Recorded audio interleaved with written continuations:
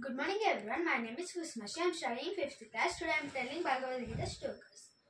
Om Shri Paramatmahe Namaha. Srimad Bhagavad Gita Ata Pradhamodhyayaha.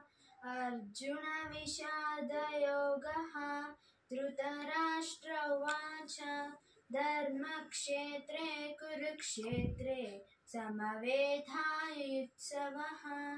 मामका पाण्डवाश्चैव किमकुर्वत सञ्जय उवाच दृष्ट्वा पाण्डवानीकं दृढं दुर्योधनस्तदा आचार्यमुपसंगम्य राजा वचनमब्रवीत् पश्यतां पाण्डुपुत्राणाम् आचार्य महदीचमु दृढां द्रुपदपुत्रेण तव शिष्येन धीमता अत्र क्षूरा महेश्वासाः भीमार्जुनसमायुधि युयुधारो विराटस्य कृपदस्य महारथः दृष्ट्रकेण दुष्ट्रेकितानः काशीराजस्य वीर्यः पुरुजित् कुन्दिभोजस्य सायबस्य नरपुङ्गवः